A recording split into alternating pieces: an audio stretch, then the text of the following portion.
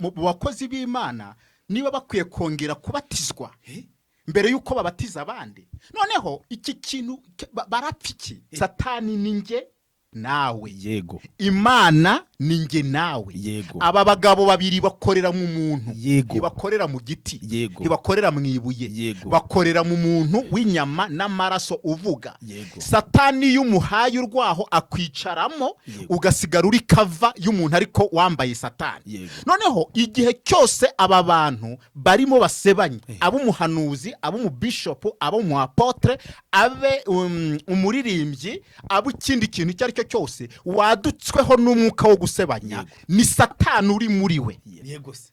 Ikimana yavuze, icyo Yesu yapfiriye, abantu babimenye. Batandukanye ibi bintu, iyi migisha ya hano ku isi niyo mu mwuka. Ikintu Kristo yapfiriye ni ubugingo. Kuko ibiryo n'imyambaro no kurongora no kurongorwa no kubyara, ibyo yari yarabigennye, ibyo yari yarabitanze. Ahubwo arangije Yesu aza gukora ikintu cyananiye abafarisayo, icyananiye abanditsi, icyananiye abayuda, icyananiye abatambyi n'abakomisiyoneri b'abatambyi, n'icyananiye abatambyi. Bya bitambo by'inuma n'intungura n'ibiki byose, ibi bintu abona biranze. Yesu araza aravuga ngo nje gucungura umwana w'umuntu, muhe ubugingo buhoraho. Iby'abatambyi n'ibitambo byananiwe, ahubwo ninjye uje kubikora. Ahita yitsa, atesha agaciro ibitambo, atesha agaciro abatambyi, atesha agaciro abafarisayo n'abasadukayo n'abanditsi. Ahubwo we Yesu aba igitambo kizima gishimwe. Yapfiriye iki? Yapfiriye ubugingo buhoraho. Ayo maraso naya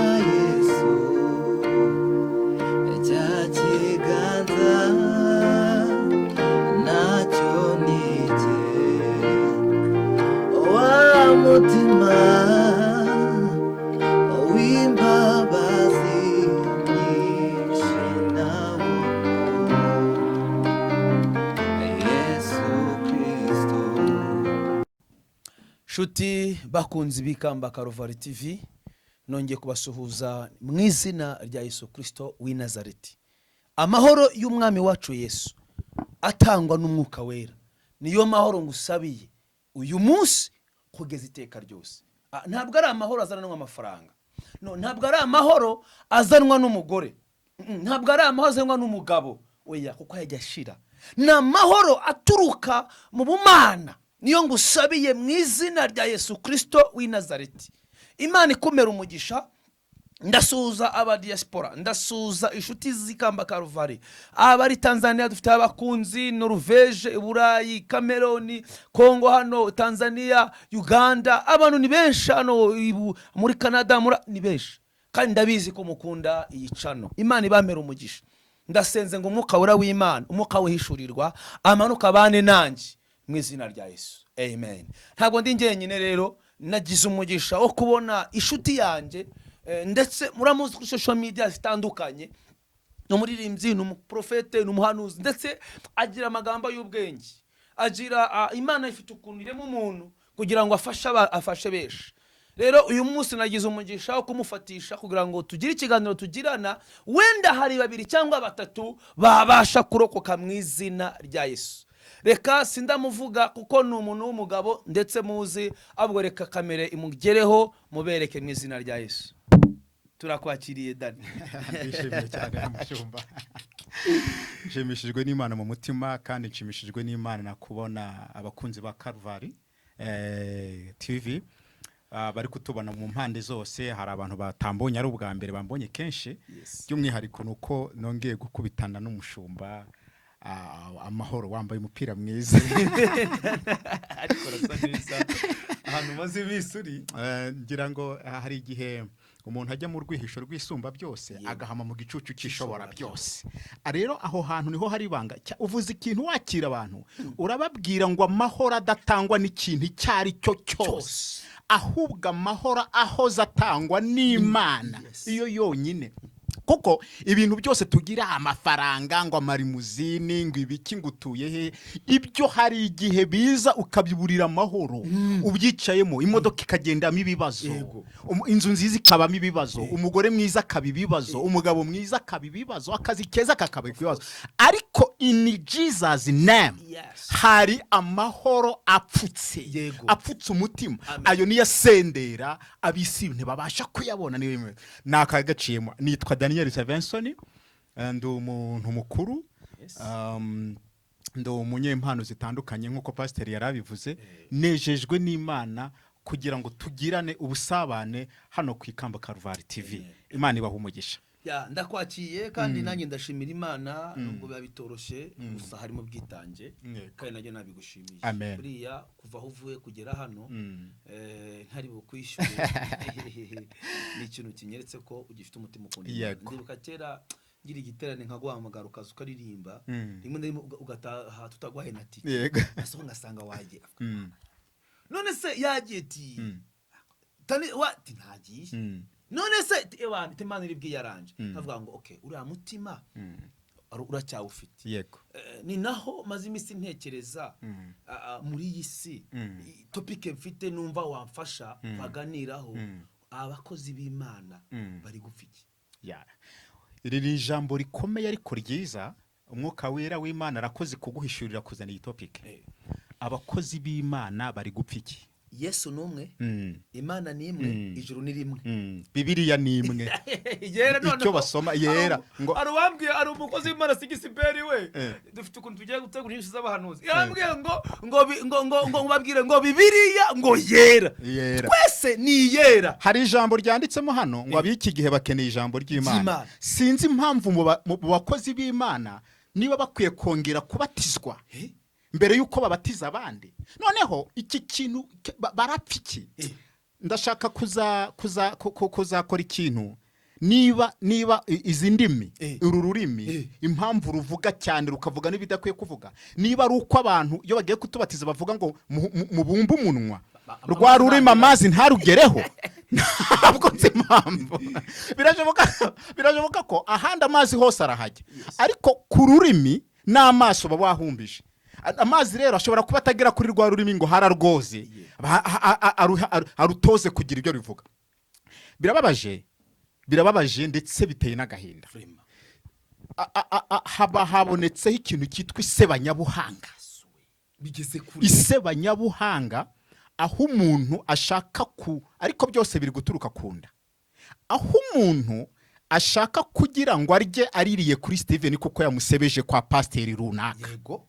Kuko yamwandagaje, yamushyizeho urusyo. Mu Kinyarwanda hari ikintu bavuga ngo umuntu ngo yaguteretseho inkono itogota. Yego. Bikaba ngombwa ko kugira ngo ngewe Dani Yego. nzarire kuri Onesphore, Yego.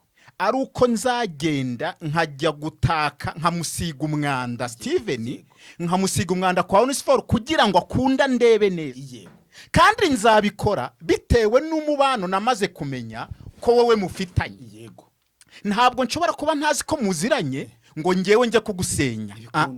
Ahubwo nzabanza kuba mumeze ko muri inshuti, hari ibyo muhuriramo, hari uburyo mubanye, haba mu buzima bw'itorero cyangwa mu buzima bw'umuryango. Noneho nje guce ruhande ninamenya ko umwe ari n'umugisha ku wundi cyangwa ari abavandimwe babanye, mbona icyo ngenda gusebya, ngende mvuga ariko urabizi Steven, Yego.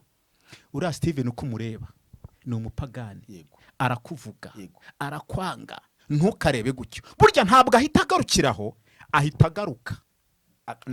agaruka iwawe. Aturabizi uko Onesphore ambwiye, atarakwanga Pastor Steven, aragupinga, ntakwemera, ntagira gute na gute, ati cyo korama akanarira. Hari n'abantu bateye gutyo amarira akagwa, ukavuga uti uyu muntu ibintu ari kuvuga n'ukuri. Noneho utaba hafi ngo ubasha kugenzura ikirere cy'umwuka cy'uyu muntu uri kubazanya, ukazashiduka Dani na Onesphore mwamaze gushwana. Yes. Nta kintu uzi cyabayeho, ariko kubera iki indonke ziri mu wa muntu. Reka mvugire ijambo rikomeye abantu ariko bari bwumve. Ubundi abantu bajyaga kera bavuga ngo Satani ngo ni umurizo ngo ufite amahembe. Barabeshya. Satani ni nge nawe. yego Imana ni nge nawe. Yego. Aba bagabo babiri bakorera mu muntu. Yego. Ntibakorera mu giti. Yego. Ntibakorera mu ibuye. Yego. Bakorera mu muntu w'inyama n'amaraso uvuga. Yego. Satani y'umuhaye urwaho akwicaramo, Yego. ugasigara uri kava y'umuntu ariko wambaye Satani. Yego. Noneho igihe cyose aba bantu barimo basebanye, ab'umuhanuzi, ab'umubishopu, ab'umuapotre, abe umuririmbyi, abo ikindi kintu icyo ari cyo cyose wadutsweho n'umwuka wo gusebanya, Yego. ni Satani uri muri we. yes Ijambo ry'Imana resomye riravuga ngo Satani igihe cyose ngo yahoze akora ibyaha. Yego. Noneho uyu muntu ukora ibyaha Satani yamwemera, yamuhaye urwaho. Yego. Noneho amaze kumuha urwaho, ijambo ry'Imana resomye mu migani riravuga ngo ururimi ngo nakanyama gatoya, ngo ariko ngo gashobora gutwika uruhira nk'umuriro. yego Noneho uyu muntu Satani yamaze kugeramo, Yego. icyambere already iyo Satani n'abagabo babiri batemerana. yego Impamvu batemerana nuko Imana yamumanuye mu ijuru ikamutsinda, ikamwirukankana, ikamuha isinde. Yego. Noneho nukuvuga ngo niba wemeye ko Satani akuyobora, Imana irahigama yego ikureke rwose, Yego. yigendere. Ehe. Kuko Imana ntifata ku ngufu, Yego. nta nubwo ishyiraho n'imbaraga. Yes. Iyo ni umugwaneza iroroheje. Noneho uyu mugabo wamaze kwemerera Satani cyangwa umugore wamaze guturwamo na Satani, Yes. aricara ikamukoresha. yes Noneho niba Satani nta cyiza agira, ni umunyarugomo, Yego. ni umwicanyi, Yego. ni umunyamagambo, Yego. ni umubeshyi, Yego. ni umuhehesi, Yego. ni umusambanyi, Yego. ni umujura, Yego. ni umwicanyi. Yego. Wa muntu wamaze kugeramo Satani, uretse amaso y'umwuka yamuguhishurira, Yego. ufite n'uburenganzira bwo kumuhunga, Yego. kuko ntacyo atagukorera. Yego. Icyambere nasomye mu nzandiko ahantu havuga ngo umuntu wanga mwene se Yego. ni umwicanyi. yego Buriya umuntu wamaze kujya kugusenya kuri runaka yego na runaka, Yego. aba yakwishe, ntahataniye n'umwicanyi. yes Kandi iki kintu ndi kuvuga ni inda. Abantu bananiwe gukoresha imbaraga z'amaboko yabo, bananiwe gukoresha n'ubwenge bwabo. narabibonye ukiri aho. nabonye akantu wari wasizeho kavuga ngo umuntu asenga cyane akabona amavuta. Yego. urumva Umuntu asenga cyane akabona amavuta. yego ariko yakora cyane akabona amafaranga. donc ni ukuvuga ngo nusenga cyane ntushaka akazi ntukore ntuzabona amafaranga, Ntabwo uzayabona, ariko uzagira amavuta. uzayagira. Yego. Uzayagira, ariko ya mavuta nuyagira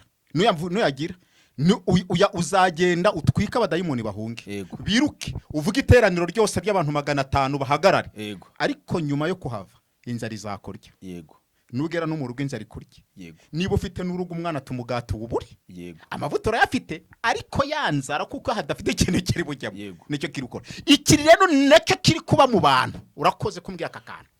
none urabona njyewe mbabarire kandi nawe mbabarire, njyewe ndiho ndabona ikintu gihawe intebe muri iyi minsi si Imana. Ntabwo ariyo. kubera ko niba koko ari Imana, ntabwo njyewe Pastor Steven najya kuri kamera ngo nandagaze undi mwene data. oya none kuko nzi neza ko niyo yaba yakoze n'icyo iravuga ngo nubona umuntu Sixbert ndamwibutsa abivuze neza, we yavuze ngo niba umuntu yakoze icyaha musange umuhugure. Bibiliya kandi Yesu niwe wabivuze. noneho umuntu asigaye ahagarara hariya akavuga ukuntu wowe uri umuntu w'imbwa. urumva donc wowe niwe ufite Imana, yarangiza agatashiraho ngo n'ikimenyimenyi gifite etaje. njyewe ngendera mu modoka, njyewe ndi umuntu ukomeye, noneho agasa nkaho ibyo afite bigaragaza ko Imana imwemera. none ngahita nibaza se bariya abagabo ba mbere twigiraho nta Imana bemeraga?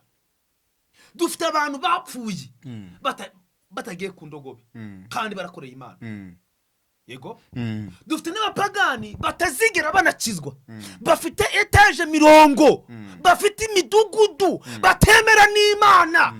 yawewe Amen. Helepo Amen. ubabwiye n'Imana bakubwira ngo ceceka nta Mana ibaho. bafite imidugudu barubatse, bafite n'indege, ntabwo bemera Imana. ariko wowe kuko usigaye ugendera mu modoka, donc usigaye wikandagiza abandi kugira ngo ibyo bintu ufite bihesha Imana icyubahiro, ahubwo urimo uragaragaza ko abandi batigeze bamenya n'Imana. iki kintu cyo wakivugaho iki? Mm. ese nshobora kuba wenda mbarije n'abandi, ese kuba umuntu yatunga ibyo afite nibyo bigaragaza ko afite Imana? Ntabwo ari byo. Ese nta bantu bafite ibyo bintu bifatika batayifite Cyane rwose. batigeze banakizwa? Cyane rwose. Niki wabwira abantu kugira ngo basobanukirwe, babashe kumenya neza neza neza neza ko ibintu umuntu atunze atari byo bigaragaza Imana? Niki wabwira abantu? Kuko abantu bameze nk'aho bafite ubwoba, bazi ko Imana itagikora, bazi ko Imana, abandi ngo bafite ikibazo cy'uko ngo bazinzwe n'abantu, ngo bavumwe n'abantu, ngo abapasiteri barabavumye. None ngibaze se ubundi Yesu yigeze avuma nde? Niba koko Yesu ari umunyamahoro akaba ari gukorera, ni gute wambwira ko wowe muri wo harimo umuvumo? Ubundi niba Yesu ari papa wawe, ukaba ukomoka ku Mana, kuki utunga umuvumo? Kuki wumva ko abantu ugomba kubavuma? Nje nkibaza ngo iki kintu ni iki? Urakoze cyane. Hari ibintu abantu bayobewe badasobanukiwe. Hari imigisha y'uburyo bubiri. Yes.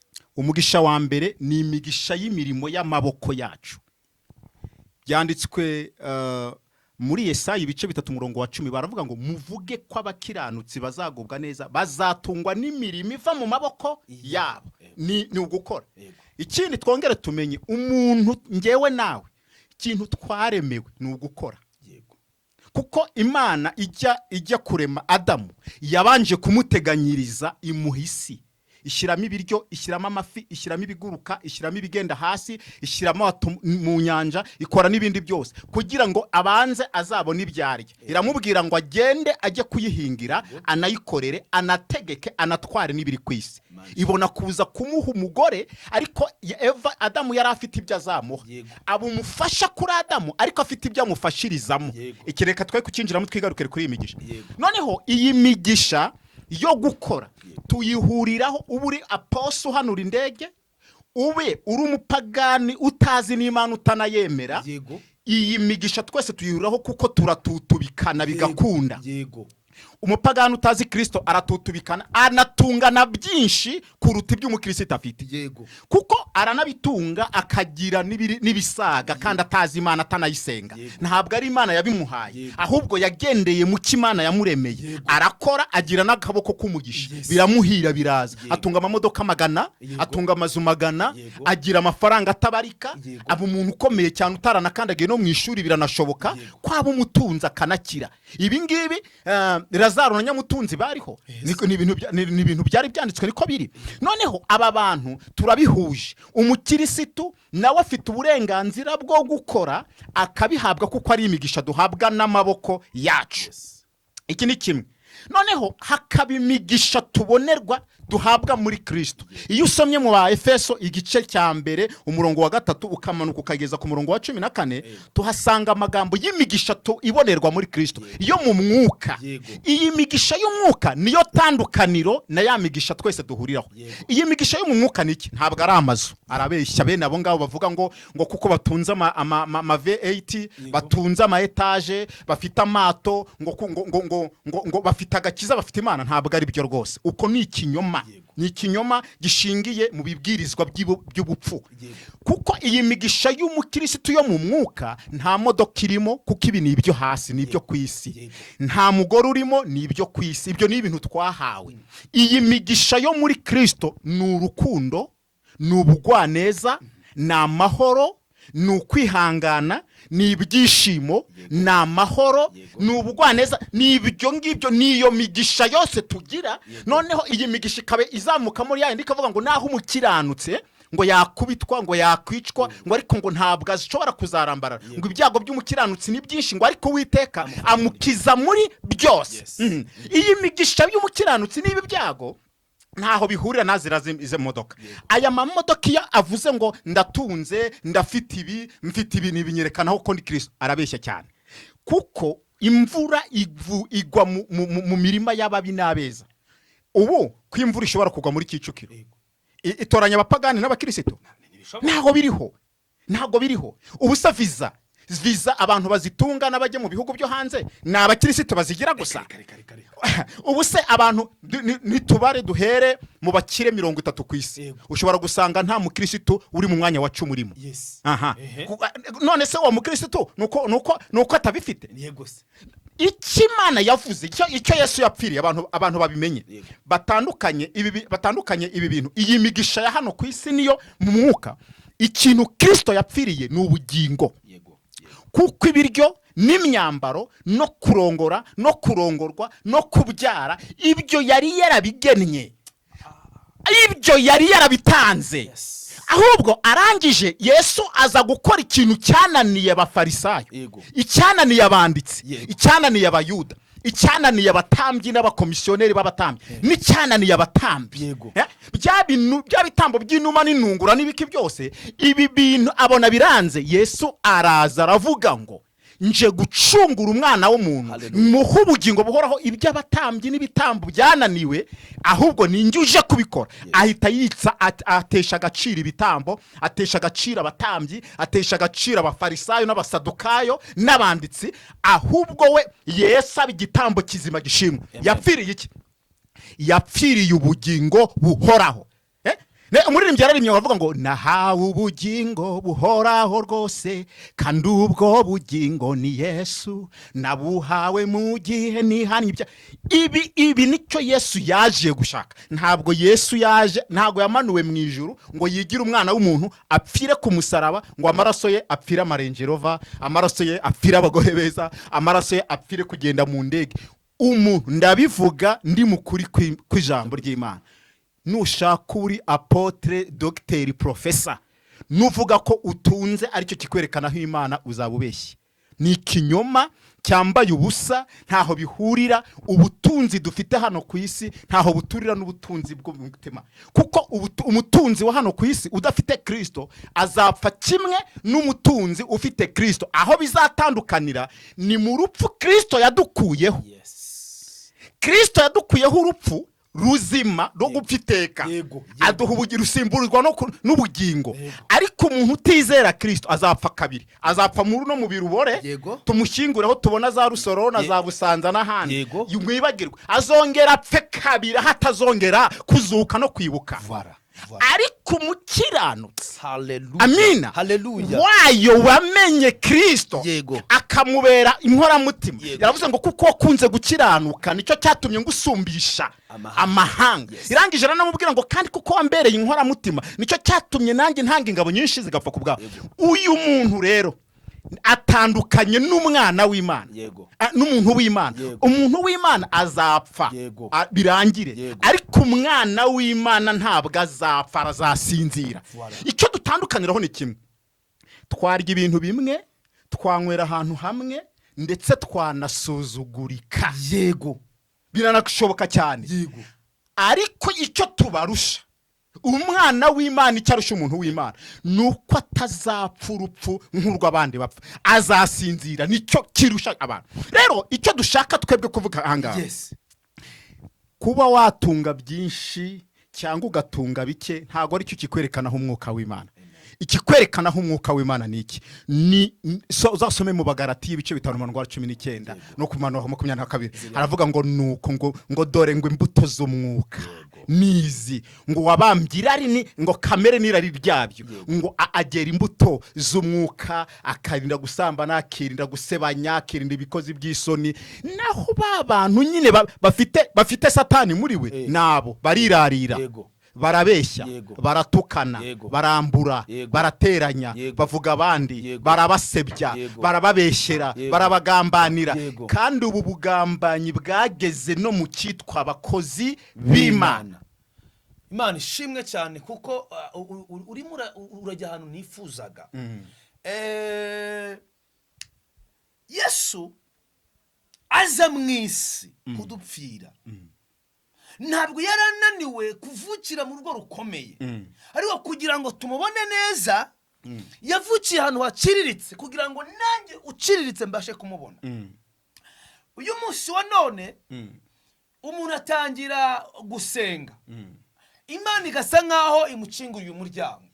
Donc uko twamubonaga agahita ahinduka. yego njyewe nakagira umuntu usuzugura imana yamaye umugisha noneho ngibaza none mwene data muvandimwe ibintu imana iguhaye ni ibituma abakristo bajya kure yawe ese ibintu imana iguhaye ni ibituma tukubona tukaguhunga cyangwa se ibintu imana iguhaye ni ibituma twebwe twunezezwa no kukwegera kubera ko ubuntu bw'imana buri ku buzima bwawe ntabwo butuma abantu baguhunga Dani ahubwo butuma abantu bakwegera noneho muri iyi minsi iyo wegeye umuntu nk'uwo uhura n'amahwa arakujomba tayari agatera kugira ngo we ni wizera ese wige wasengeye noneho agasa nkaho we aguciye intege akubwira ko n'Imana usenga yaguciye kubera ko utarabona bya bintu noneho ngahita nibaza ese Stefano bamutera amabuye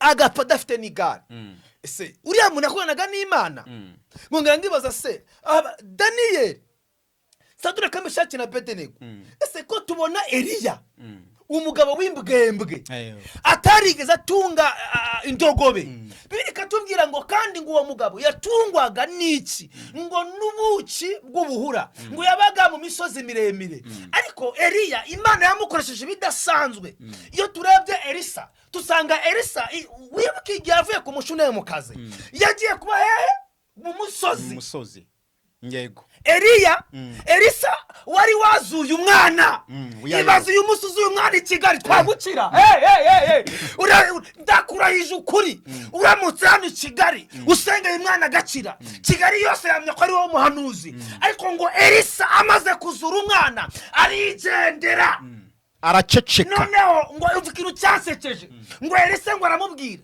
wa mudamu ko watugiriye neza tukumenyekanisha ibwami ndetse nibera mu bacu ariko mbere kumubura umunyabwenge oya tuguhuze na generali uyu munsi wa none hagize umupasitori uhura na generali bakifotozanya twamukira cyabare kibazo kubera ko mu by'ukuri ntabwo tugitangaza ubwami bw'Imana turatangaza abo turibo kandi aba turibo turimo turica bari hasi niki wabwira abantu niba Elisa tumwigiraho yakoze ibitangaza 10 na bingahe Eliya yakoze bikeya ariko asigira Elisa uyu munsi wa none ngiye nekereza ko abashumba twagiye duhura nabo ari bagihaze hari ijambo Yesu yakundaga kuvuga mu butumwa bwe yamaraga gukiza bakavuga ngo ntimubivuge ego yamara gukiza umurwayi ati muceceka ariko ntimubivuge kubera iki ntabwo yari arimo yirata iby'imirimo yakoze kandi ari Imana ishobora byose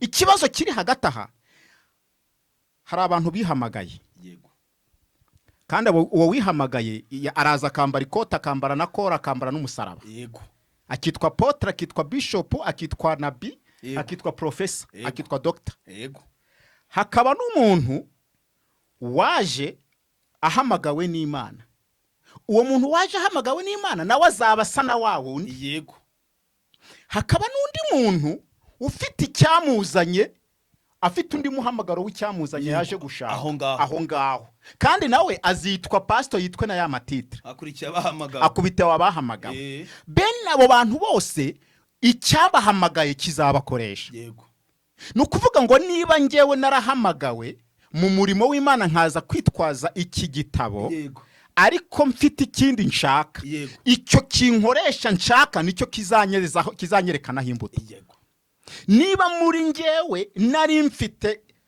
reka mbivuge atari guca ku rubande niba muri ngewe nari nje kwitwa pasteri kugira ngo mbashe kubona indonke izo ndonke nkazibona iza ndonke ntago zizanyemerera kuko ariyo rari mfite ntago rizongera gutuma nongera gushyikirana n'uciriritse yego aba bantu batwumve niba ngewe nari nciriritse nkaba hari akantu bavuze ati kuki uyu munsi umuntu aterwa iteka abantu none hagatangira kubahunga akabavaho icyamuhamagaye nicyo kiri kumwegezayo inyuma ya baba yahamagawe kuba ushaka kuba ukomeye muri ubu buzima bwo kwisi noneho agize amahirwe biramuhiriye nibimuhira ntabwo azongera kwifuza kugendana na Steven Ruchakari uzamuhamagara kukwitaba, ntashobora kwitaba, uzamwandikira ntazagusubiza, jamais uzamusaba audience ntazayiguha, rwose. ahubwo azayiha uri mu rwego rwe cyangwa uri mu rwego rumusumba, kubera ko icyamuhamagaye umuhamagaro we ni ukuba ukomeye hano ku isi,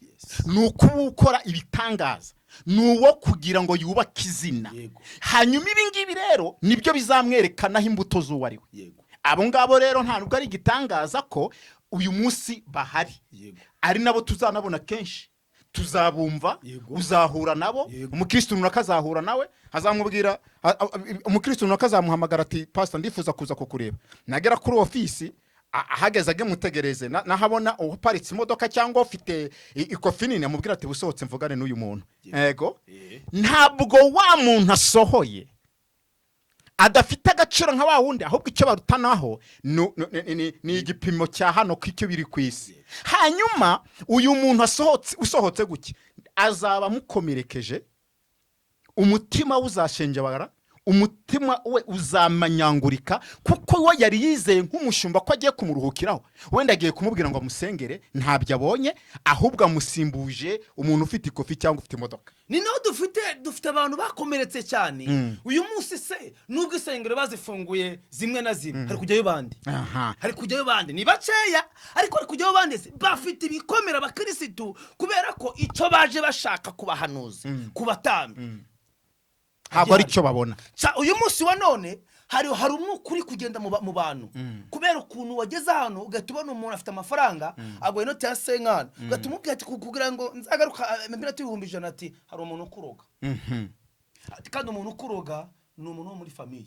Then noneho arashaka kumenya umuroga, bitume umuryango utandukana, kugira ngo ngewe ntangire mbone mwaje, aho kugira ngo amubwire Yesu utanga ubuzima, unirukana abadayimoni b'uburozi, kuko ijambo ry'Imana ryaratubwiye ngo nurya n'ikica, kubwo uba wizeye ntacyo kizagutwara. Ntabwo igikenewe ari ukumubwira umuroga, ahubwo igikenewe ni ukumubwira Yesu ufite imbaraga zisumba umuroga.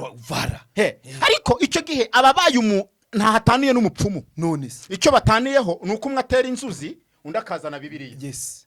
Ariko mukuri icyo ngicyo ntabwo ari cyo gikenewe. Yesu ntabwo yigeze atubwira kwihimura ku babi, nta nubwo Yesu agira amatiku, nta nubwo Yesu agira inzangano. Yesu niyo mpamvu ari urukundo. Hari umuririmbyi waririmbye avuga ngo Yesu niwe uzi gukunda ngo abandi turagerageza. Hanyuma icyaba akeneye kubwira uyu muntu, abakeneye kumusengera naho wabibona, ukabona ko ari nanjye uroga. Ntabwo ushinzwe kujya kumubwira ngo runaka arakuroga, ahubwo ushinzwe kumubwira ngo pfukama ngo usenge, imbaraga z'abarozi bakuriho, tuzani mu cyahe, kandi Imana isanga uriya murozi akizwe. Nta nubwo uriya murozi tukwiye no kumusengera ngo tumwice, kuko niba tumwishe se abonye agakiza, ahubwo tumwaturaho imbaraga zatunguye Sawuli. None izi mbaraga zikamutwika, zikamwemeza Kristo, wa undi Kristo yarangiza agashya akatura Kristo akareka n'uburozi. Hari ijambo Dawidi yakundaga kuvuga, yaravuze ngo Mana ntuzatuma abanzi banjye, ntuzatume mpfa abanzi banjye, ntuzatuma abanzi banjye bapfa mbere yanjye, batabonye kugira neza kwawe mu maso yanjye. Ntabwo dukwiye kwifuriza wa murozi ngo apfe, nta nubwo dukwiye kwifuriza watugiriye nabi ngo apfe, ahubwo tumusengere arame. Kuko Imana yacu idukoreramo isumba Imana imukoreramo Satani. Ni ikigirwamana, niyo mpamvu mvuze ngo ni Satani, kuko abimutse Satani ni ikigirwamana babasenga nabo bafite. Ni kuvuga ngo uyu muntu w'umurozi ntabwo dufite igihe cyo kumutindaho no kumumenya. Azaturoge tubonye n'amasinye, nidushaka tunabikeke, ariko ibyo ntabwo bitureba. Ariko ni umuhanuzi cyangwa pastor ujya kumubwira ngo runaka arakuroga, uwo ntabwo ari intumwa y'Imana, ni intumwa ya Satani. Ntabwo ari umwuka w'Imana. Umwuka w'Imana ntabwo ateranya, umwuka w'Imana ntabwo yangana, umwuka w'Imana ntabwo ashora amatiku no mu nzangano mu bantu. Uwo ni umwuka mubi. Icya kabiri, ba bantu bahamagawe n'Imana ikabashoboza, ari ijambo ry'Imana rivuga ngo aba ari umuntu w'indakemwa, aba ari umuntu uzi kuyobora neza mu rugo, aba ari wa muntu wuzuye umwuka wera, kuko uwuzuye umwuka wera ayoborwa n'umwuka wera. Kuko uwuzuye umwuka wera ntajya kure, niyo agiye kure Uwiteka aramugarura. akamugaruza neza akamubwira ngo waruvuze bitari byo akamugarira.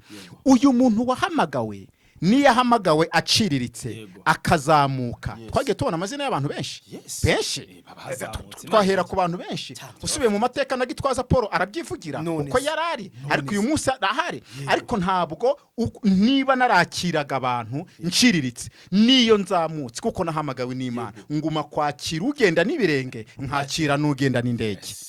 Uko nazamuka nkagera ku bicu, uje kamba nutagira ibirenge, nutagira amaboko, uko mwakira niko ngomba no kwakira n'ufite ibya mirenge. Erega impamvu nuko watwigiraho Bibiliya irambwira ngo nuko Yesu ageze mu rusengero ngo abona umuntu aje amugaye, ngo aramubwira ngo mugore uboho ubumuga bwawe, bamurambikaho ikiganza. Uriya yaraciriritse kandi yaje amugaye, ariko yakiriwe na Yesu Kristo kandi Yesu aramuruhuye. None muri iyi minsi ntabwo turi kuruhurwa, kuko abo dusanze bari kutubera bari kutubera ibirura. Bivuge neza nuko kuko ikirura kirya icyo kigusanganye, ariko ntabwo gishobora kugira icyo kikuha. Nukuvuga ngo n'abashumba benshi ntabwo tuvuze bose, oya hari abashumba bakiri bazima amavuta y'Imana turabazi pe. Umushumba wahamagawe n'Imana igihe cyose agenda nk'uko se Kristo agenda, niko kuri. Agendana kwicisha bugufi, agendana kubaha abandi, agendana amagambo y'ubwenge, yirinda gusebya mugenzi we. Ikindi yirinda guhubuka mu magambo avuga, yirinda guca urubanza. Icyo kuvuga ngo Yobu yaravuze ngo ndarahira Uwiteka Imana yanjye, yo yanyimye ibyari binkwiriye, niyo ishobora byose yababaje ubugingo bwanjye, kandi yarabifite. Abantu tujye tuvuga gake. Nubona uyu munsi ugeze ku rwego rukomeye, ntuzavuge ngo runaka nuko adasenga, ahubwo yaguhaye yatinze kumpa. Iya nkindije niyo yagutebukiye, kandi yakwimye niyo yampaye. Mu gihe kinini kuhaye nanjye ifite kuma. Ni Imana yubika ikubukura, ni Imana ishyira hasi igashyira hejuru, ni Imana itanga urubyaro ikarwimana, ni Imana ituma abantu bashaka, abantu bose bafite ubushake bw'imibiri ikora. Umuntu akamara imyaka 10 atarabyara, undi akamara amezi 9 akabyara. Iyi ni Imana. Umuntu rero nashaka kujya guca urubanza akajya gutangira gupimira agakiza mu migisha ifatika n'ubukira n'ubukene, uwo ntabwo azi ikimana cyari cyo. Kuko na Yesu ntiyigeze aje nk'ubu muntu, yigeze ava kuri Yesu atambaye express, atambaye godasi, yari yambaye kanzu imwe na rugabire. Nitugaruka no mu mateka, kuki habaye Haberi na Kayini? Kuki habayeho Esau na Yakobo? Babisobanura gute? Kuki habayeho Lazaro n'umutunzi? Ibi bintu nugira amahirwe, uburi bishop, uburi apotre, uburi umukire, uburi umuntu ukiri mu rusengero rumurayiki, ukabona ibintu biragukundiye, ugeze ku rwego. Shima Imana, utuze uceceke, wica urubanza, wica iteka kuri mugenzi wawe utarabibona. Kuko nawe ejo mu gitondo igisi mwahura mu gitondo ugenda n'amaguru, mugahura nimugoroba ugenda n'imodoka. Ni ibintu bishoboka. Ushobora guhurira hano za Kicukiro cyangwa mu mujyi uri n'amaguru, ejo mugahura nimugoroba urira ikibuga cy'indege. Ibi ni ibintu abantu twagiye dubona. Abantu kenshi bageze ku bushorishori, bakamanuka bakajya hasi, abari hasi bakazamuka bakajya hejuru. Iki gitabwa ari cyo gipimo cy'agakiza. Ubutunzi n'ubukene n'ubukire sicyo gipimo cy'agakiza, sicyo gipimo cy'abantu bazi gusenga. Abantu base reka mbivuge neruye nshiza amanga, iri jambo nanarisubiramo aho ariho hose. Ibyo utunze, ibyo ufite, ntabwo ari uko wasenze cyane kurusha abandi, ahubwo wagize amahirwe n'umugisha by'Imana. Nta nubwo ari uko wakoze cyane no kurusha abandi, kuko hari n'abantu bakoze bakora biranga. Kuko ari ugukora cyane, hari abantu bakora cyane ariko bidakunda. Hari kuntu isi yubatse, hari umuhanya, hari umutindi nyakujya, hari umukene, hari n'umukire. Ibi ni ibyiciro Yesu azarinda kuza bihari. Niba Imana ishobora byose izi ko umuntu azapfa ari umuhanya, nta kintu na kimwe uzapfa uri umuhanya. Ibyo ni ibintu biko byubatswe. Niba uzapfa, Imana yaravuze ngo uzapfira i Burayi cyangwa uzabayo cyangwa uzakora. Ibyo uzakora uzarebe ko abantu bavukana ari 2 3 cyangwa 4, umwe bigakunda undi bikanga, kandi bariza bimwe, kandi ni wabo bafite n'ubushobozi barabitaye. Kuki hava nk'umuntu umwe akaba mayibobo, kandi nta kintu abuze. Ibi ngibi tubiharira ubumana bwayo. Vraiment. tubiharire ubumana bwayo Vraiment. mukirisitu Ndakwinginze, mushumba vraiment. muntu wose wageze iyugera ufite amato uba hehe urara ahantu hadakomeye utarira ahantu hose habonetse wubahwe kuko Imana ibiguhaye Yego. ariko reka guca iteka reka gushyira iherezo kuri mugenzi wawe Yes. kuko iyamwimye niyo mu gitondo yamuha ahubwo njyewe nashima shimira umuntu Imana yazamuye nawe uri kuzamura abandi ya ngongera ngashimira umuntu ufite amazi 3 uri gufasha imfubyi ngongera ngashimira umuntu data yahaye umugisha kubera ko uriho ngo bari gisubiza abandi Imana yaguteye iteka kugira ngo abari hasi yawe nabo babeho so iyo mbona uri umuntu ukomakomeye muri urwo rwego ariko abakugezeho baburara abamusengana nabahanya iwanya aho uvuka nabahanya bashiki bawe nta numwe wambara inkweto mama wawe nta numwe nyambara inkweto wowe ukatubwira ngo Imana yaguhaye umugisha Imana Bibiliya avuga ngo umuvandimwe abere gukura abandi makuba muhako warangiza sibyo usize witwa umushumba urashumbye usize mu rusengero wawe umuntu waburaye utambara inkweto sibyo ariko ugiye Dubai ugiye Dubai ugiye kunezeza ngo ugiye kumva ko Imana igira neza iyo Mana ugiye kumvira Dubai nayo mafaranga yose mu rusengero rwawe wasizemo umuntu babaye mu muryango wawe wasizemo umuntu uri kurira aho muturanye hari umuntu wabuze amafaranga yishyura mituweli 10,000 waheze bagize imfungwa mu bitaro warangiza ngo Imana yagize neza Imana yakugiriye neza iki ibyo abantu abanyarwanda babyita ngo ni inkirabuheri yego ntabwo ibyo ari kuko umuntu wamenye iyo amaze gukira afite n'Imana abasha gukora imirimo y'ubumana mu bantu hari umuntu nabonye kuri televiziyo uvuka Icyangugu yaragiye ngo aba muhanze nuko yagembere jenoside noneho ndamubonye uburyo yagarutse iwabo yubaka amashuri abana baho ngaho bose bigira ubuntu agaragaza Imana yamukoreye aza kugikorera aho yaturutse noneho ndibaza aho waturutse bazi ko wakize ko tutarajyayo ngo uvuge ngo abaturage 50 bishire mitiwe ahubwo se abaturage babarite bashiki wawe kuki bakicuza hariya bakiri ku isombe ku gataro noneho urambwira ngo ngo Imana yakugiriye neza ariko hari abantu bonyine bari kukuvuma bayidawe uwo mugisha njyawe shitekanya ko ari n'umugisha kuko umugisha Imana itanga ubera abandi umugisha nta n'umubabaro yongeraho kuko iyo tangiye kuvumwa bene abo bari kuriga ukomeze dore ngo kirawe nguriya ntituvukana se bigenze gugeze ntabwo ayo ari amahoro ahoze niyo y'amahoro twahoze tuvuga ubundi umugisha waturutse ku Uwiteka ubera umugisha abandi ubera umugisha abandi twongere tubisubiremo niba ngewe nakuye isoko kuri Kristo iyi soko nanjye ni imishagire n'ahandi n'ahariya biranababaje ko uyu munsi harimo n'abantu basigaye bitwaza gufasha reka nacyo nkivuge akitwaza gufasha akabona n'ubufasha ariko wagiye no gusabira ntazamugereho cyangwa akamuha intica ntikize ibaze ko ufasha umuntu 5,000,000 zo kumufasha warangiswe mu 100,000 ugafotora ngo namufashije ndagira ngo nkubwize ukuri noneho ahubwo yamara kuyafotora ya mafaranga leta mubwira tumfukuru bimeze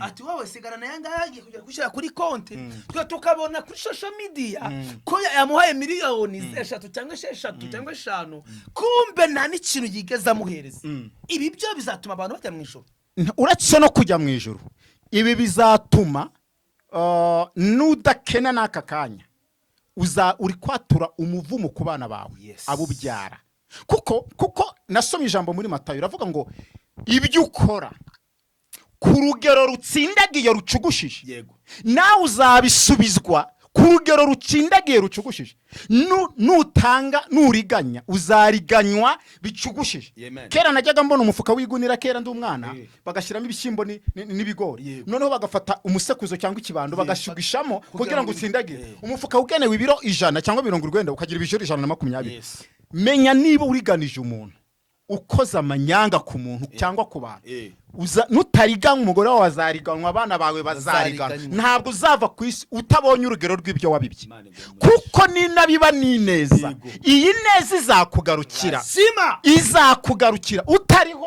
uriho ubireba warashaje, izaza no ku bana bawe, nitaza no ku bana bawe izaza no ku buvivi, izaza no ku buvivure, Yego. ariko n'inabi izagera no ku buvivure. Ngombwa. Yabibwiye Dawidi, iramubwira ngo kuko uba urikoze inkota ntabwo izabura kubaho mu rugo rwawe. None byagenze gute? Ndagira ngo tubwire abantu, Imana ibabarira icyaha ariko ntikuraho ingaruka z'icyaha. Ko nukuri.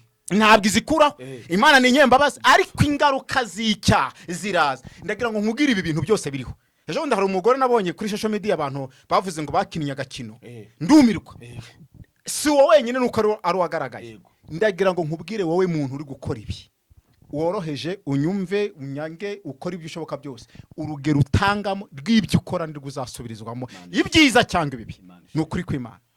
Nshuti bakunzi b'Ikamba Karuvari TV, ngo ni Dani twarimo twiganirira. Ndagushimiye kandi ndizera ko n'ikindi gihe tuzongera tugakorana kugira ngo turusheho kugeza ubutumwa tugana ku musozo. Ese niki wabwira abakomeretse, niki wabwira abatewe amabuye, abari kwangwa, abari kuvugwa nabi? Niriye jambo ryabahumuriza wabaho umugoroba? Reka mbabwire ngo aba bantu ndabakunda, abantu bakomeretse, kandi noneho tureke bakomerekeye mu idini, mu itorero.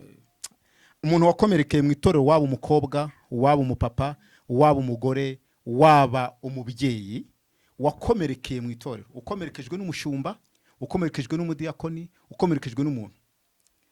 Kera nigeze kuba nicaye ahantu mu rusengero, nkunda kwicarira imbere, nicaye mu mwanya wanjye nazindutse, haza abayobozi runaka ngo baburire umwanya aho bajya kwicara. Ngiye kubona mbona umudiyakoni araje aranyongorera ngo haguruka, ngo uyu mwanya ngo tuwuhe, ngo tubonye ngo umukuru wa polisi hano, ngo kandi nta handi aricara, ngo ricara hano.